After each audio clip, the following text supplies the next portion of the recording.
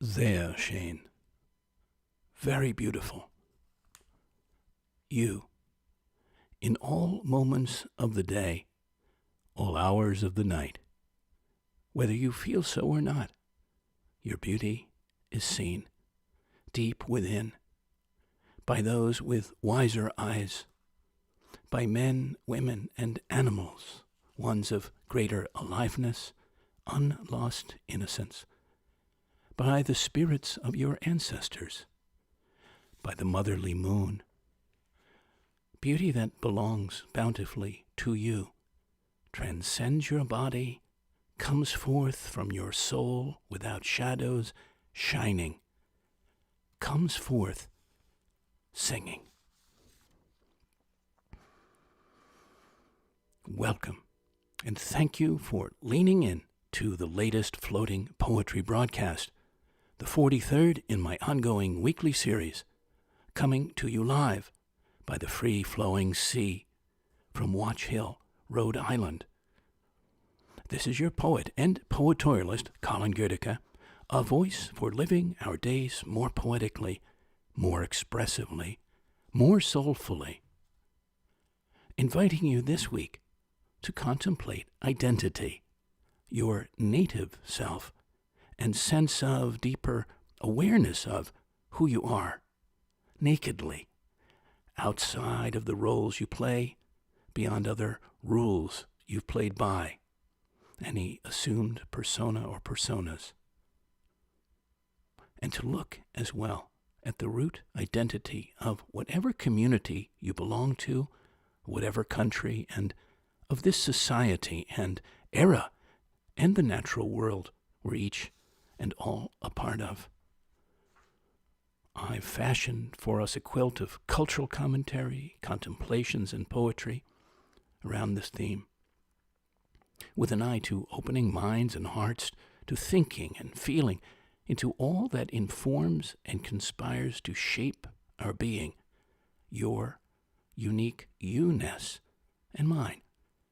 Shape it culturally to naturally, beginning with our very body, from what we're told by others, your family, to your society about your being and voice, to the innermost shape you, each of us, alone has or seeks or desires to find, understand, embody, and love wholeheartedly, and engage in love of others, to our identities, friends to partners.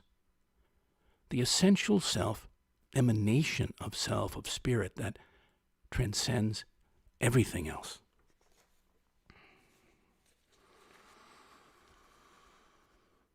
The Lebanese-born French writer Amin Maalouf, each individual's identity, she said, is made up of a number of elements, and these are clearly not restricted to the particulars set down in official records.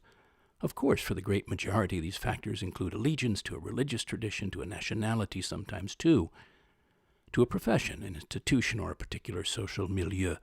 But the list is much longer than that. It is virtually unlimited.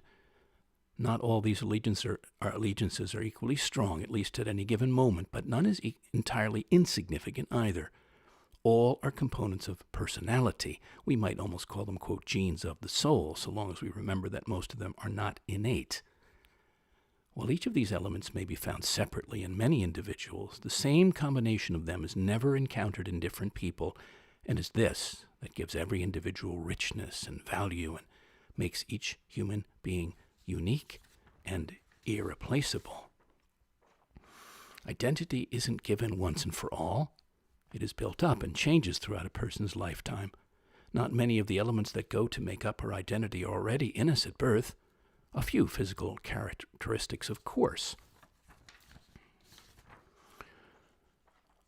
I no more believe in simplistic solutions than I do in simplistic identities. The world is a complex machine that can't be dismantled with a screwdriver, but that shouldn't prevent us from observing, from trying to understand, from discussing, and sometimes suggesting a subject for reflection. I came across this lonerwolf.com piece on what actually is authenticity. I think Everybody has different ideas about that. And it's what I think of as being perfectly imperfect. So they say authenticity is not trying to become something. It is about embracing yourself exactly as you are in the present moment. And for me, there's also a wabi-sabiness aspect where our, quote, flaws, our quirks, maybe we could say, make an elegant whole. How boring it would be if we didn't have those. From mindful.org on authenticity also. Authentic is to feel at home in your body, accepted into a particular group, and to feel true to our sense of values. It's a kind of confidence that doesn't come from attaining something outside of ourselves, but knowing deeply we are enough, whatever our particular feelings, needs, or skills are, and that we add to the greater whole of life and matter. We can be true to our own personality, spirit, or character despite external pressures. It says it's one of the most important ingredients in creating a healthy and sustainable relationship. They reference Brene Brown, who spent the past 10 years studying authenticity in her book, The Gifts of Imperfection. Quote, authenticity is the daily practice of letting go of who we think we're supposed to be and embracing who we actually are. And at the top line for her is, choosing it means cultivating the ability to be imperfect, allowing ourselves to be vulnerable, and setting boundaries. I thought the University of Southern California professor Leo Buscaglia had something good to tell us on this wavelength. He says, how many kids have not been educated just because someone pinned a label on them somewhere along the line? Stupid, dumb, emotionally disturbed. I've never known a stupid child. Never, never. I've only known children, and never two alike. Labels are distancing phenomena. They push us away from each other. Black man. What's a black man? I've never known two alike. Does he love? Does he care? What about his kids? Has he cried? Is he lonely? Is he beautiful? Is he happy? Is he giving something to someone? These are the important things, not the fact that he's a black man or Jew or communist or Democrat or Republican. Labels are distancing phenomena. Stop using them. And when people use them around you, have the gumption and the guts to say, what and who are you talking about? Because I don't know any such thing. There is no word vast enough to begin to describe even the simplest of man, but only you can stop it. A loving person won't stand for it. There are too many beautiful things about each human being to call him or her a name and put them aside. We need not to be afraid to touch, to feel, to show emotion. The easiest thing in the world is to be what you are, what you feel. The hardest thing to be is what other people want you to be, but that's the scene we're living in. Are you really you, or are you what people have told you you are? And are you interested in really knowing who you are? Because if you are, it is the happiest trip of your life.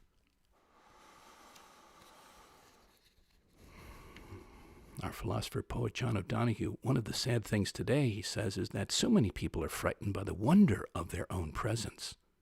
They are dying to tie themselves into a system, a role, or to an image, or to a predetermined identity that other people have actually settled on for them. This identity may be totally at variance with the wild energies that are rising inside in their souls. Many of us get very afraid and we eventually compromise. We settle for something that is safe rather than engaging the danger and the wildness that is in our own hearts.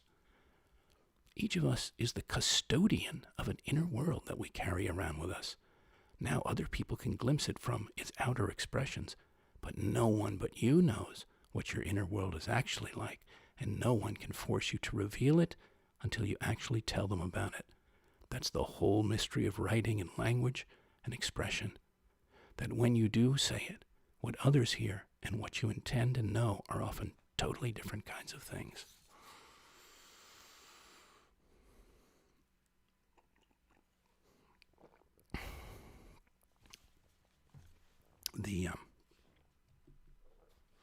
The British psychologist Adam Phillips, we are too much for ourselves because there is far more to us. We feel more than we can manage.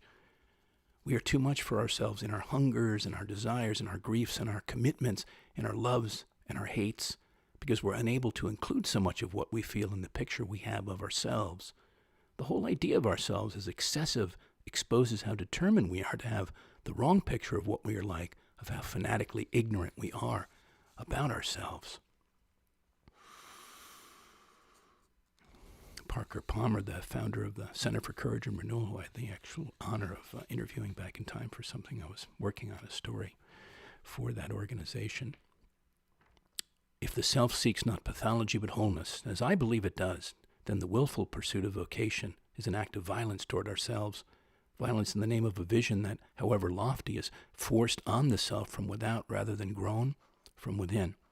True self, when violated, will always resist us, sometimes at great cost, holding our lives in check until we honor its truth. Vocation does not come from willfulness, it comes from listening. I must listen to my life and try to understand what it is truly about, quite apart from what I would like it to be about, or my life will never represent anything real in the world, no matter how earnest my intentions. A lot of food for thought on that.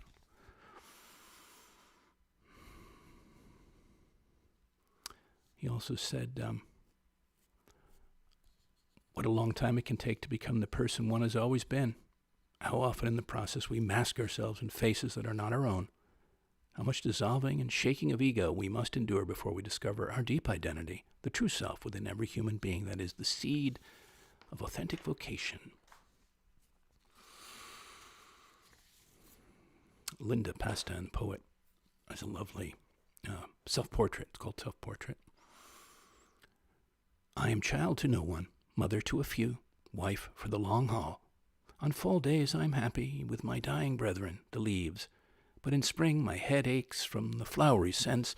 My husband fills a room with Mozart which I turn off, embracing the silence as if it were an empty page waiting for me alone to fill it.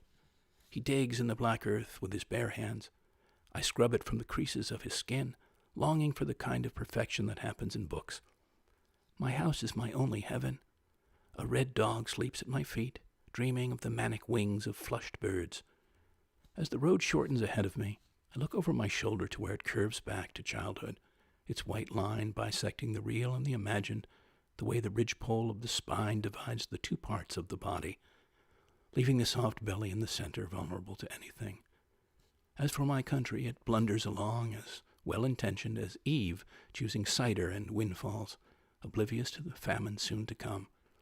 I stir pots, bury my face in books, or hold a telephone to my ear as if its cord were the umbilical of the world, whose voices still whisper to me, even after they have left their bodies. So I was thinking of this as a question for all of us, in what ways do you communicate and convey your identity, your essential self, and do it in a very felt way, felt by you, felt by others. Mine are many, some of which you know from my poetry here, out to the world, body language to singing and cooking, which I have a poem about that, and that talks about that, and to just quietly looking into others' eyes. So this poem: I cook with my heart, on the plate, in the pan, with bright blue eyes and blue heat, through all seasons, all seasonings, around the menu and mise en scène, mise en place. Over the wine of listening and nourishing I will pour into each spirit at the table. Through the poetry I will pair with dessert. Inside each eyeful and mouthful of love I will make, and we will taste and savor together.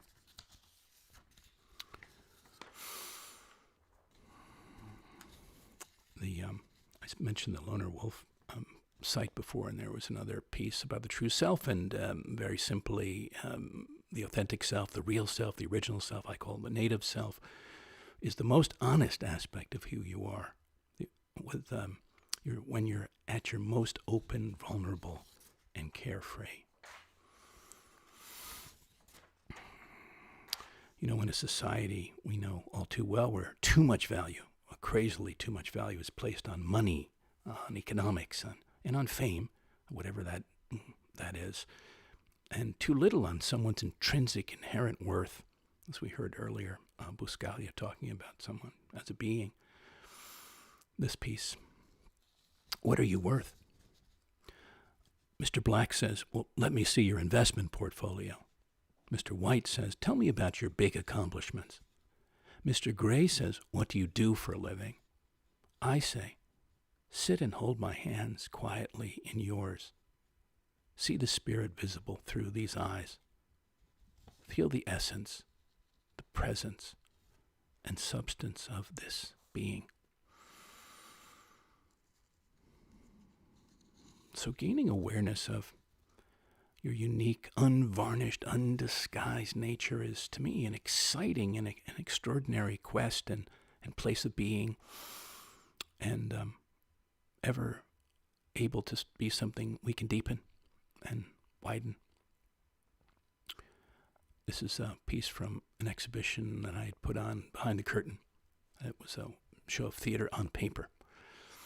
Eventually to get back and tour the country when the drawbridges go down from the pandemic, whenever that is. Anima animus.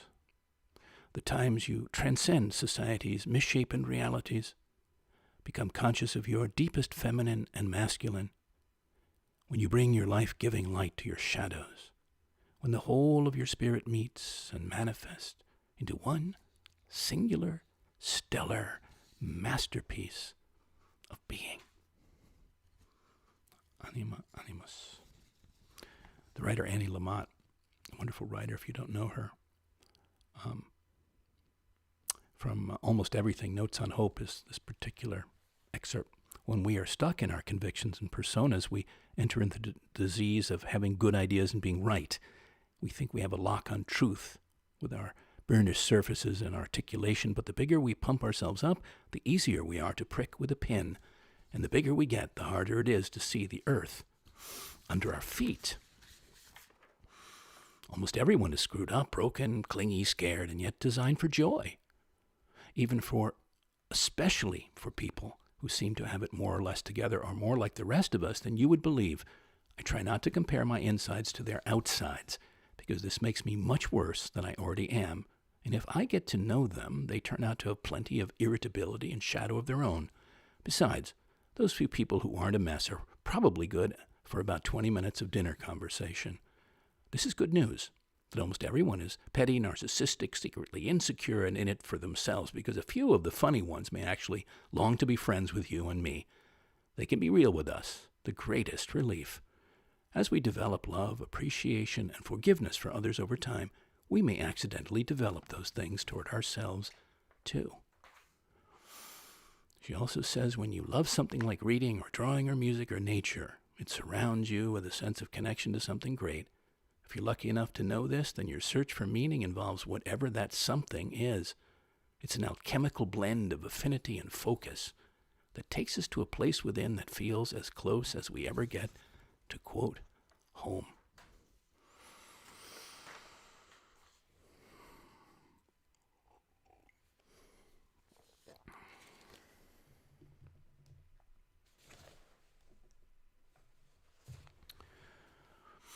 Well, finding and holding fast to your innermost self, your wholehearted self, I think is heroic and is daily, is lifelong. It's all up to you and you alone, and to me alone, in a way. And this is about that, this poem. You are the hero of your story, the one to brave the way, to risk and pave your way, the one to rise from your depths to your heights, dimensions far greater than you realize, ever thought or were told you had, to summon the courage to live, or ease, or save your only life, for only you can. Yes, you are the hero, that heroic being, already waiting in the wings. Well, when we talk about identity, we absolutely have to talk about the body, as some others have touched on, and as an element, and our imaginations. And the person who came to mind with that is Esther Perel, the Belgian psychotherapist. And she was writing something the other day about why eroticism should be part of your self-care plan. And she very rightly and wonderfully explains for those who have an entirely limited idea of what that is that she says it isn't sex. It's sexuality transformed by the human imagination. It's the thoughts, dreams, anticipation, unruly impulses, and even painful memories which make up our vast erotic landscapes. It's energized by our entire human experience, layered with early childhood experiences of touch, play, or trauma, which later become the cornerstones of our erotic life. We know that even things that give us the most pleasure can come from the most painful sources. It's not comfortable and neat. It unveils inner struggles, emotional tensions, a mix of excitement and anxiety. Often shutting down feels like the only thing we can control. Incorporating eroticism into our self-care plans can alter our relationship with control and transform our state of being. It's about being receptive, willing, open, and responsive. It's not about saying yes or no to everything. It's about a willing to be influenced, receptive, and curious. She wants everyone to incorporate it into their daily self-care plan, and she says being in our bodies is not about performance or result. It's about coming home. It's a pleasurable, sensual connection that reminds us that life is worth living even when we're in pain or struggling. If we want to be able to connect better with our bodies, we must invite ourselves to explore different experiences around our senses and our sensuality. So befriending our bodies and making peace with them is the beginning of one of the best relationships we can ever have, the relationship with ourselves. And that made me think of thank you, Esther Perel. It made me think of a poem that I'd written up in Indian summer a couple of years back in Maine, on the mid-coast Maine, on Rockland Harbor. I woke up and went outside on this deck overlooking the harbor and had this experience, and this poem came. It's called I Bless My Body, because I feel it's so vital to honor our body, our nature, our physical nature, flesh, bone, and blood, and its connection to the natural world around us. I bless my body. While the town sleeps and dreams behind me, and pined islands lay silently, invisibly off the salt-tongued shore, I rise, bare-bodied, from my warm bed out into the cool falling rain, to bless this being of flesh and bone, heart and soul, to feel the wildness of nature. Let the blissful sensual world touch my willing skin, bathe my upraised face, fill my upturned palms. Let the elements of this pure living place anoint me on this pouring autumn night. I also think we need those bright reminders about where we can go, where you can go with yourself, where you can take your one wild and precious being in life. This was from Cobble Hill, Brooklyn, a spring back in time. You have wings. Your hands are wings. Your hands. And your feet are wings. Yes. And your eyes. Those lips. Wings. That heart, too, has wings. It, all of you, can fly. So we talk about the body, and then we need to talk about the voice when we talk about identity, the human voice. I had the great delight and enlightenment to work with what would we call her? A singing philosopher, author and vocalist. Her name is Chloe Goodchild in the UK. And she has, her work is all about the naked voice. She has a book by that title, which is quite marvelous, if you're interested. And she said the human voice, about her book, actually, the human voice is quite literally a mouthpiece of this truth. There's no form of expression more personal, more tied to our identities than our voices. At the heart of every human journey exists the longing to feel at home in oneself and in the world. She invites you through that book and her work on a compelling adventure of self-discovery and creative fulfillment through a direct experience of your own authentic voice, the voice of your personal authority, the song of your soul. Well, I had my own experience many years prior to that when I was living in New York City, and there was a progressive, sort of, I guess we could call it a new age school called the Open Center down in New York, down Soho Way. And I came across the catalog, and there was a offering on finding your natural voice, and I never felt my voice was really natural or reflected me, truly. So I went and took the course, and that led to a smaller group, and that led to a working with an amazing teacher, one-on-one, for some time on my voice, with an idea to singing, but also just coming into myself. And that transformed so much, and I could talk about it more another time, but it was truly transformational and led me to find my natural voice, which is what you're hearing now. You know, when I think of voices whose singular souls, we're talking about the voice of the soul, sing out to me, I think of someone like Tony Bennett these days, in the last years of him. He's up in his higher age, and to me, that soul pours out. And how much I feel in my body and heart and spirit when I hear him singing. Louis Armstrong, Nina Simone, the Qawwali singer Nusrat Fateh Ali Khan, the New Zealand opera singer Kiri Te Kanawa, if you've never heard her, incredible, and the Welsh bass baritone Bryn Terfel, and others. Who are yours? Who stirs you at your core? Singers, musicians, others. And eyes, you know, we talked about looking at someone's eyes, looking into them, and we've all heard that eyes are the window of the soul. Well, I believe that to be true. If those eyes are open, if we allow others to see in, feel in, I can vouch for that.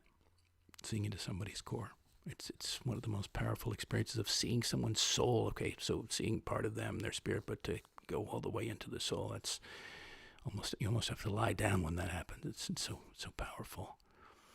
This was for a soul sister of mine on her 47th birthday, Janie McCarroll. It's called The Eyes Have It. The ones that travel far inside the being, seers and seen, holders and beholders. Yours. Eyes of light and shadow, liveliness and quietness, loveliness, tenderness. The ones that travel far out, invite you close in, allow you to open wide, show your whole self, that meet you soul to soul in a wild, irised place.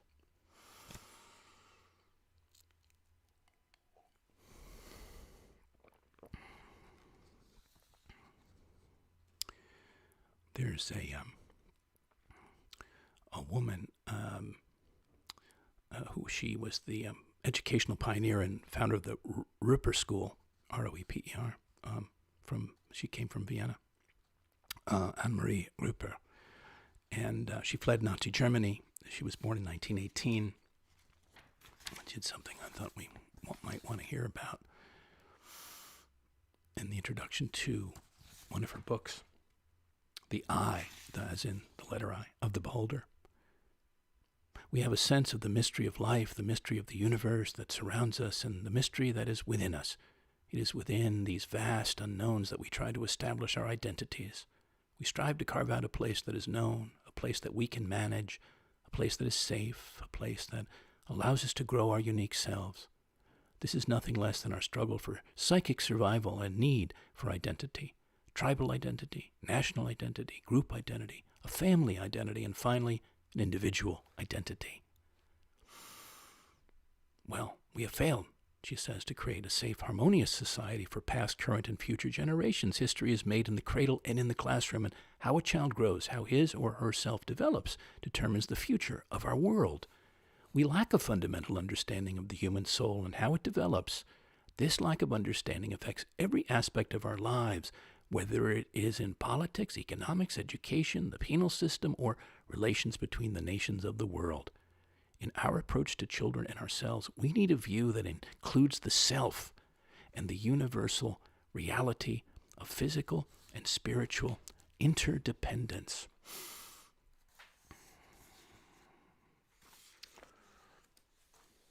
All right.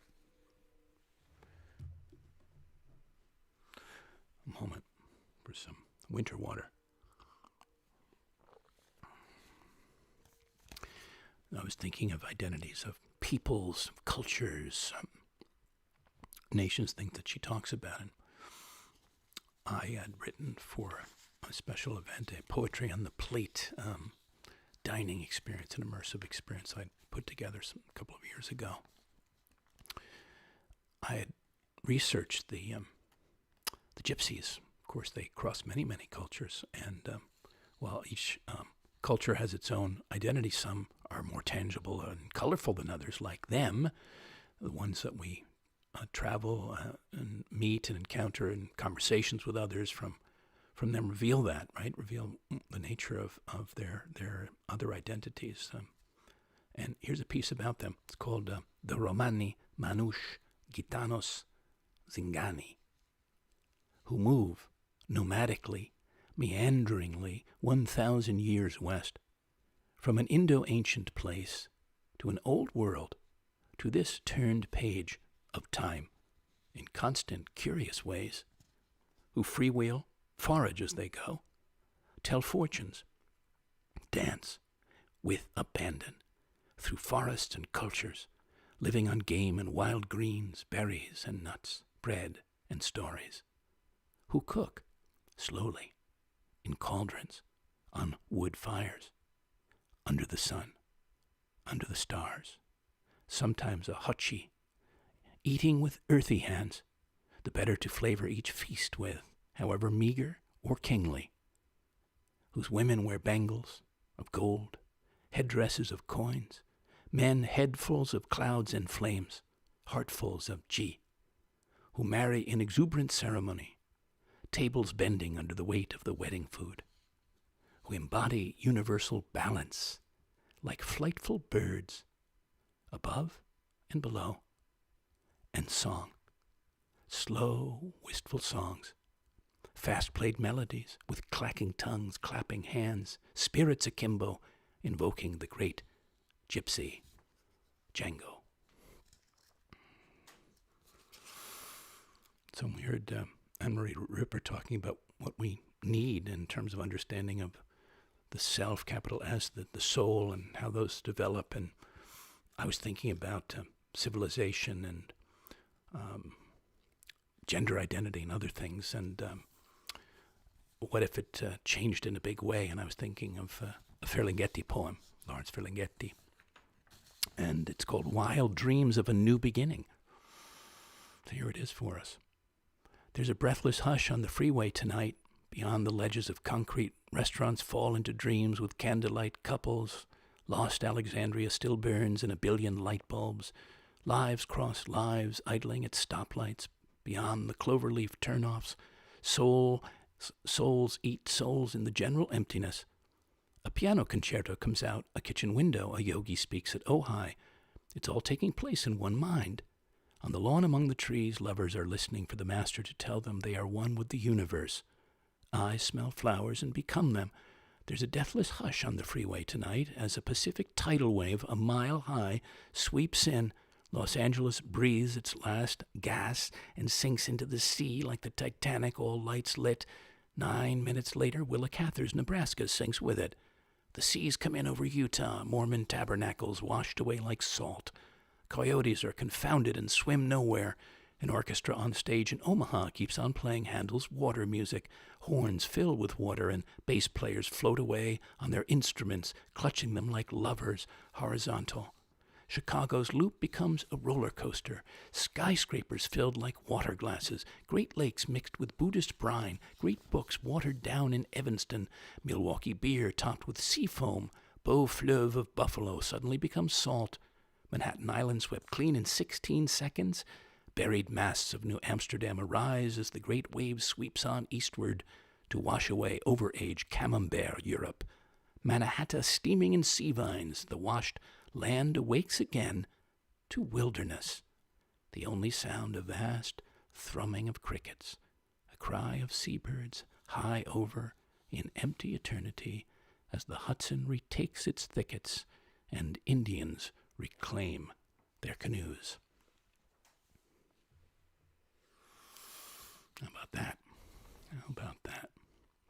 So this, talking about nature and the natural world, the identity of that as well, since we live with other creatures that have pure identities in the wild, and that communing that we want to do, them to us, and we may have had some experiences. There's one I want to share by the physicist Alan Lightman. Alan Lightman actually wrote a great little book called Einstein's Dreams. But and I had this kind of experience with a hawk once, an incredible communing, very close, very close. And he said one August afternoon, the two baby ospreys of that season took flight for the first time as I stood on the circular deck of my house watching the nest. All summer long they had watched me on that deck as I watched them. To them it must have looked like I was in my nest just as they were in theirs. On this particular afternoon, their maiden flight, they did a loop of my house and then headed straight at me with tremendous speed. My immediate impulse was to run for cover, since they could have ripped me apart with their powerful talons, but something held me to my ground. When they were within 20 feet of me, they suddenly veered upward and away. But before that dazzling and frightening vertical climb, for about half a second, we made eye contact. Words cannot convey what was exchanged between us in that instant. It was a look of connectedness, of mutual respect, of recognition that we shared the same land.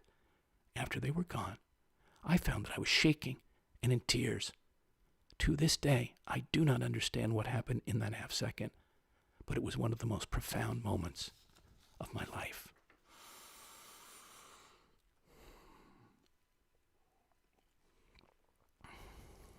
Another philosopher, Roman Krasnarek.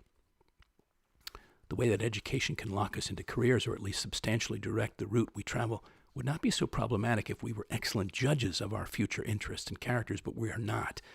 When you were 16 or even in your early 20s, how much did you know about what kind of career would stimulate your mind and offer a meaningful vocation? Did you even know the range of jobs that were out there? Most of us lack the experience of life and of ourselves to make a wise decision at that age, even with the help of well-meaning career advisors. Schopenhauer may have been right that the desire for money is widespread, but he was wrong on the issue of equating money with happiness. Overwhelming evidence has emerged in the last 2 decades that the pursuit of wealth is an unlikely path to achieving personal well-being. The ancient Greek ideal of eudaimonia, or, quote, the good life, the lack of any clear positive relationship between rising income and rising happiness has become one of the most powerful findings in the modern social sciences. Once our income reaches an amount that covers our basic needs, further increases add little, if anything, to our levels of life satisfaction. Rather than hoping to create a harmonious union between the pursuit of money and values, we might have better luck trying to combine values with talents. This idea comes courtesy of Aristotle, who is attributed with saying, quote, where the needs of the world and your talents cross, there lies your vocation. He quotes the French writer François-René de Chateaubriand, who wrote a century prior, a master in the art of living draws no sharp distinction between his work and his play, his labor and his leisure, his mind and his body, his education and his recreation. He hardly knows which is which. He simply pursues his vision of excellence through whatever he is doing and leaves others to determine whether he is working or playing. To himself, he always appears to be doing both. Well, I have a poem, and prior to that poem is a note by the Harvard psychologist Daniel Gilbert, his book, Stumbling on Happiness. And with that for a title. I like what he said here. And human beings are works in progress that mistakenly think they're finished. The person you are right now is as transient as fleeting and as temporary as all the people you've ever been. The one constant in our lives is change. What would you do right now if you learned that you were going to die in 10 minutes? Would you race upstairs and light that Marlboro you've been hiding in your sock drawer since the Ford administration? Would you waltz into your boss's office and present him with a detailed description of his personal defects? Would you drive out to that steakhouse near the new mall and order a T-bone, medium rare, with an extra side of the really bad cholesterol? The things we do when we expect our lives to continue are naturally and properly different than the things we might do if we expected them to end abruptly.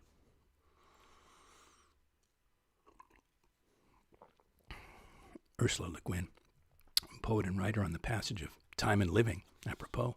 Leaves is this piece. Years do odd things to identity. What does it mean to say I am that child in the photograph at Kishamish in 1935? Might as well say I am the shadow of a leaf of the acacia tree felled 70 years ago, moving on the page the child reads. Might as well say I am the words she read, or the words I wrote in other years, flicker of shade and sunlight as the wind moves through the leaves. I'm given to think of how we have been wildly conditioned, sometimes subtly, sometimes very overtly, to be consumers in a consumer-driven society here in the West, where so much, too much, has become productized, commodified, monetized, and how it has, in turn, consumed us, consumed part of our identity. Those who've fallen prey to it put blankets or blinders on us to other and more vital parts of ourselves that have nothing to do with consuming, and one step farther has in ways subsumed us, subsumed our consciousness into this homogenized, depersonalized groupthink and belief that it serves our well-being when it definitely does the opposite. So for those lost in this paradigm, we need to exhume, dig out identity that has been buried under this cultural idea, this meme. So to get to our nature, our native self, our purer self, often involves a stripping away of those things and of all those externals and non-essentials. This is a poem called Under the Skin. Let's take away the trappings, especially the bank accounts, everything added. Subtract. Strip all the way down to your skin. I'll do the same. Then let's be here with nothing but our flesh and bones, breath and blood, eyes and souls, hearts, hands, and see how we each stand, where we each really, relatively are, in simply ourselves. I love how the writer Annie Dillard talks about being present to our life, ourself, whatever the moment. This is from The Writing Life, her book. How we spend our days is, of course, how we spend our lives. What we do with this hour and that one is what we are doing. A schedule defends from chaos and whim. It is a net for catching days. It is a scaffolding on which a worker can stand and labor with both hands at sections of time. A schedule is a mock-up of reason and order, willed, faked, and so brought into being. It is a peace and a haven set into the wreck of time. It is a lifeboat on which you find yourself decades later still living. Each day is the same, so you remember the series afterward as a blurred and powerful pattern. Well, we don't want that to happen, do we? It doesn't have to happen. Oliver Sacks, the famous neurologist. We have each of us a life story, an inner narrative, whose continuity, whose sense is our lives. It might be said that each of us constructs and lives a, quote, narrative, and that this narrative is us, our identities. If we wish to know about a man, we ask, quote, what is his story, his real, inmost story? For each of us is a biography, a story. Each of us is a singular narrative which is constructed continually, unconsciously, by, through, and in us, through our perceptions, our feelings, our thoughts, our actions, and not least our discourse, our spoken narrations. Biologically, physiologically, we are not so different from each other. Historically, as narratives, we are each of us unique. To be ourselves, he said, we must have ourselves, possess, if need be, repossess our life stories. We must recollect ourselves, recollect the inner drama, the narrative of ourselves, A man needs such a narrative, a continuous inner narrative, to maintain his identity, his self. Thank you, Oliver Sacks. All right, so one last handful of things for today, for our time together. Maya Angelou, that fine, rare poet and spirit, wanted to bow to her and give us her voice here. What I represent, in fact, what I'm trying like hell to represent every time I go into that hotel room, is myself. That's what I'm trying to do. And I miss most of the time on that. I do not represent blacks or tall women or Sonomans or Californians or Americans, or rather I hope I do, because I am all those things, but that is not all that I am. I am all of that and more and less. People often put labels on people so they don't have to deal with the physical fact of those people. It's easy to say, oh, that's a honky, that's a Jew, that's a junkie, or that's a broad, or that's a stud, or that's a dude. So you don't have to think, does this person long for Christmas? Is he afraid that the Easter Bunny will become polluted? I refuse that. I simply refuse to have my life narrowed and prescribed. Well, thank you, Maya. Here, Maya Angelou. You know, in a similar vein, a poem for a soul brother of mine, one of several, Henry Hargreaves, that speaks to how we can be more truly seen and see others authentically. And this is called, it's not about age, but personage. Someone of note, but not one of rank, publicity, or power. A far too feudal but sadly usual cultural definition, rather one of rare inner rising or risen stature, undefined by outer position, possessions, fast and loose adulations, a being of quietly kindled illumination, of pure expression of self, your splendidly naked self, and spirit burnished by living, by loving, that you bring to the world, that you humbly, freely bear to, generously share with the world, with all of us around you. A personage so true, so welcome, so greatly and rightly cherished. This was another. This was for a great, great love, whose deepest self I felt I could see many, many times and understand and could put words to. And this was an ode, one that also speaks to our permanence and impermanence, a beautiful balance in the way we flow through life. It's called You, a River. You and your ever flow, your fresh water, free water, white water, way of being, your eddies, channels, bright ice flows in winter, green currents in summer. You, carrier of secrets, sediments, dark and shining fish, nourisher of nature, smoother of stones, spirits, maker of canyons, deltas, lush living banks and brooks, source to mouth, krenin rithron potamon, ever seaward, through sunlit valleys, vast plains, deep mountainsides, constant yet never the same twice, moment to moment, mutable yet always the same in your riverness, moment to moment. You, a river.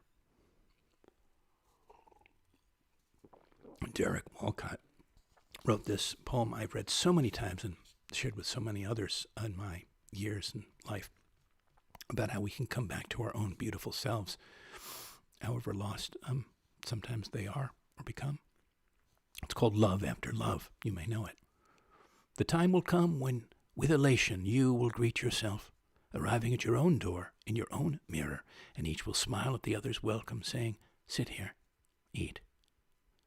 You will love again the stranger who was yourself. Give wine, give bread, give back your heart to the stranger who has loved you all your life, whom you ignored for another, who knows you by heart. Take down the love letters from the bookshelf, the photographs, the desperate notes. Peel your own image from the mirror. Sit, feast on your life.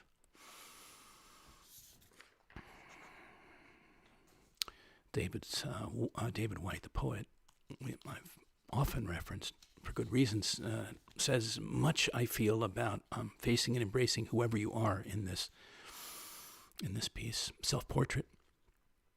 It's from his collection, Fire in the Earth. It doesn't interest me if there is one God or many gods.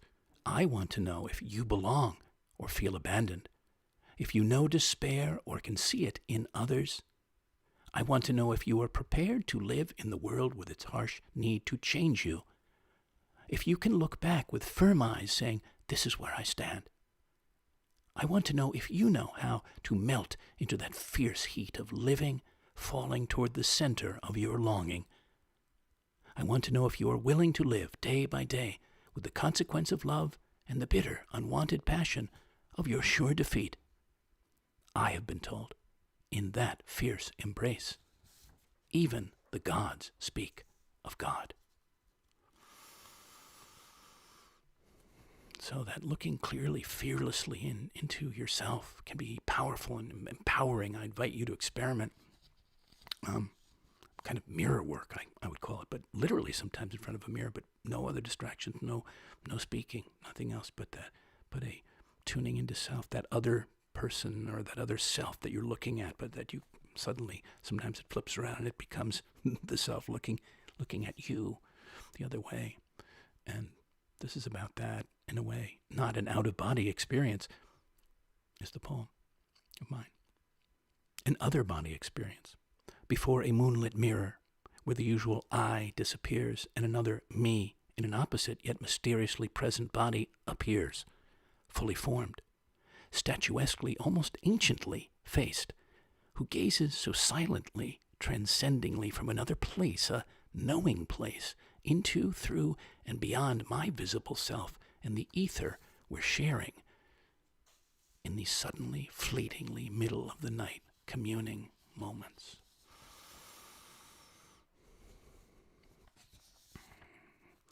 Viktor Frankl, the incredible this Austrian psychiatrist and Holocaust survivor, Frankl. One of his famous books, Man's Search for Meaning. Meaning for him came from three possible sources: purposeful work, love, and courage in the face of difficulty. And he said, ultimately, man should not ask what the meaning of his life is, but rather he must recognize that it is he or she who is asked. In a word, each man, woman is questioned by life, and they can only answer to life by answering for their own life. To life, they can only respond by being responsible. And one other, Jacob Needleman, philosopher, on the way to real freedom of being.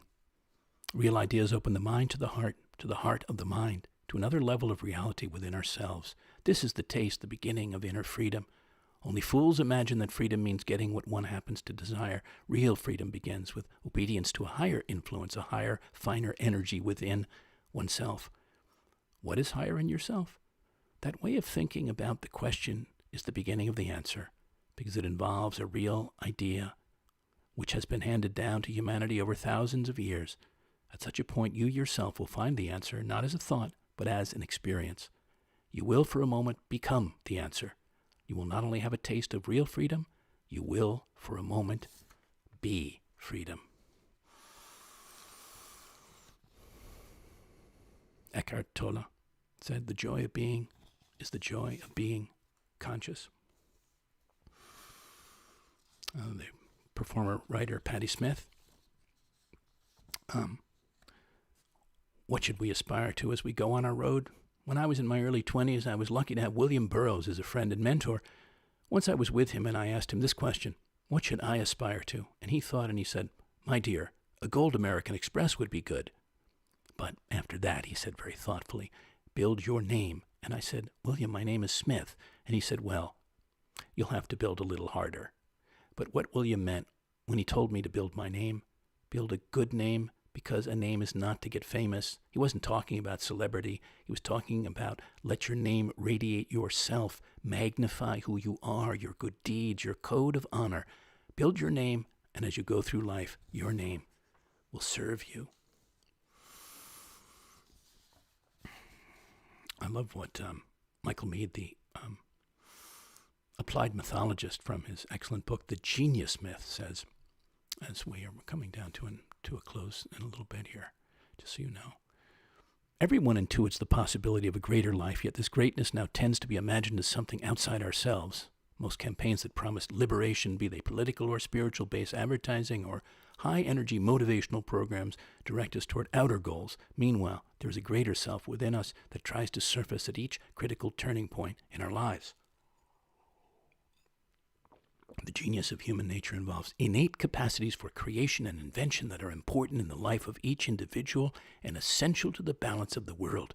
The true individual, by virtue of being himself or herself, enters a state of partnership with the ongoing acts of creation and thereby adds something to life that was not there before. To borrow from the genius of Ralph Waldo Emerson, this time, like all times, is a very good one if we but know what to do with it. Yet knowing what to do with the conditions of the world may depend more than ever on knowing that the soul in each of us is naturally seeded with genius and secretly threaded to the soul of the world. Joseph Stroud, poet, on honoring all that has come in our lives so far, or much farther for some of us, into ourselves, into our souls, is homage to life. It is good to have chosen a living home and harbored time in a constant heart, to have seen one's hands touch the world as an apple in a small garden, to have loved the earth, the moon, and the sun like old friends beyond any others, and to have entrusted the world to memory like a luminous horseman to his black steed, to have given shape to these words, wife, children, and to have served as a shore for roving continents, to have come upon the soul with little oar strokes, for it is frightened by sudden approach. It is good to have known the shade under the leaves and to have felt age steal over the naked body, accompanying the grief of dark blood in our veins and glazing its silence with the star, patience, to have all these words stirring in the head, to choose the least beautiful and make a little feast for them, to have felt life rushed and ill-loved, to have held it in this poetry. And next to last, I invite us to not only find and claim and celebrate our unique and remarkable selves, but also allow them to flow more fully, expand in all directions. This is called Keep Expanding. Crazy, isn't it? How easy it is to keep the conception of ourself and others so small, so Lilliputian. How seemingly simple to draw so many borders around our beings and theirs, when who we are and who they are is often so much bigger, so much wider and deeper than we choose to believe or open our self-limiting selves to even imagine. So, I've made it a personal mission, a cause célèbre, to expand, to keep expanding my awareness, my consciousness, conscientiousness of the endless dimensions, great realms, greater wealth of possibilities that may reside inside this man, that woman, flowering child, a dear friend, lover, passing stranger.